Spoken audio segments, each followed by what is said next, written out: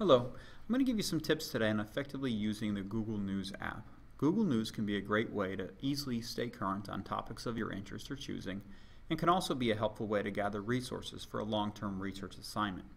We'll provide a quick overview of Google News, but focus specifically on how you can customize and save a search for yourself.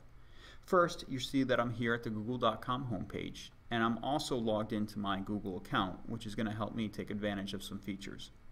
As I click on the Google Apps icon, you'll see that one of my options is Google News. There is a ton of information on the Google News homepage, organized essentially into 3 columns. On the left is a list of terms related to the current top stories.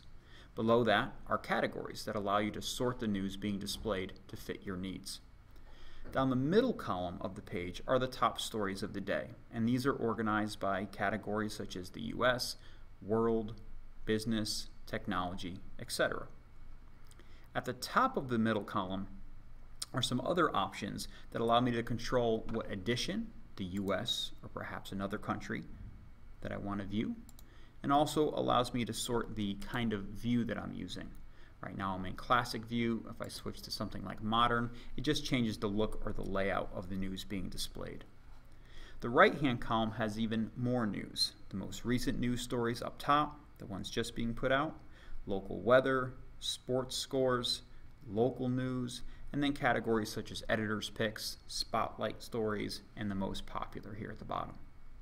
So there's clearly a lot of information that Google News offers in a pretty helpful and well-organized way.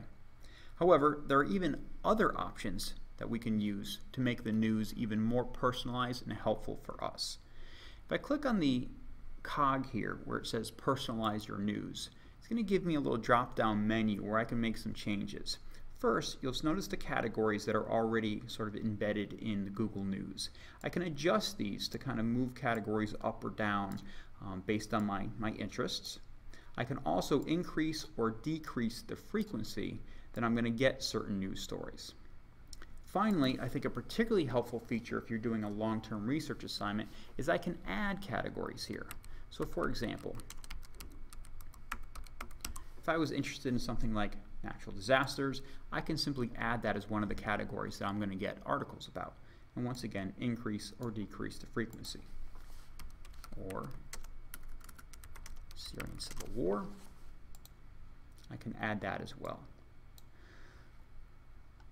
Sort of related to that, I can also adjust and sort of modify the sources from which I'm getting my information or my news. So if I've done some research and I found that a particular source has been really good for me in providing the kind of info that I'm looking for, I can make sure that I'm getting plenty of articles from that source. So let's say something like the Washington Post. I can add the Washington Post to my list and ensure that I'm getting often the articles that I want for that. I'm going to save my source, save my settings. And as I scroll down these top stories now, past world, past science, past entertainment, etc., I'll see the categories that I created for myself: Syrian Civil War and natural disasters.